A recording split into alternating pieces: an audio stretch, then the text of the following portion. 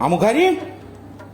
سلام عمو کریم تشی؟ مخلصم علمبازم مجتبی کوچیک عمو کریم دیگه مجتبی علمباز همیت این استو داره نقششو بازی دوما عمو کریم ریش داره آره. عمو بچه دل خالی مسخره بازی خالی مسخره دوتی گرفت خالی نه منظور اما خالی خانه نه دیدم حتی اجازه دینی من حتی عکس بایدم توی دبی ببخشید خواهش می‌کنم خالی دوستم داره من خالی خشول به من روز بعدیم خواهش یواش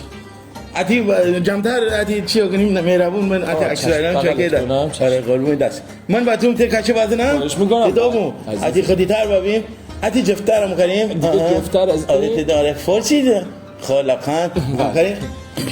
چیکار کنم تی کاچه بغل من آره من خال کاچه بازم مرا میخوای منم باشم تو عکس ته در این خدا اتی وش کلل بیاری خود خال خوبه آره دست آره، در قربونت برم. اتی این ور مورد جان دلم. این ور از این زاویه این ور گوشمو چی آقا کجا رو داری میگن یواش چپ ما چی گوش مهربون باش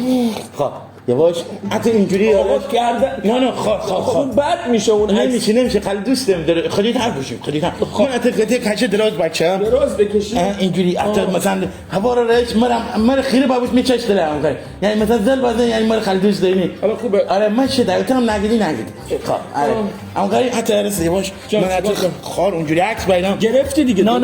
اما کوچومی نه کوچومی دور از این خر بهش نیستمی عکس نمی خالی دیدوی قبلی خالی تمیز کمی والله کجا میری آقا چه طریقه عکس گرفتی آقا عزیزم ببخشید اونجا جگینا آقا خال خنده باش آقا من رفیقون با طرمون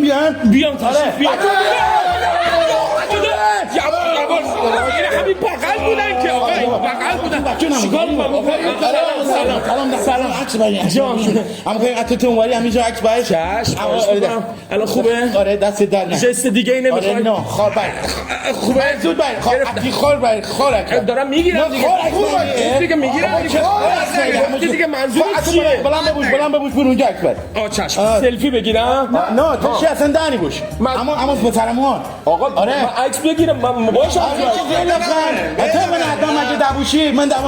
همچنان همه کار گرده کنی همچنان شما نه خیر قشر همه رو همیشه دار مظلوم میگنی اما چه میگه عکس خیمی مگه شما ثروتمنده سیگاردوه اما من قشر به همه شما مظلوم واقع بندی شما من کدام واقع بندی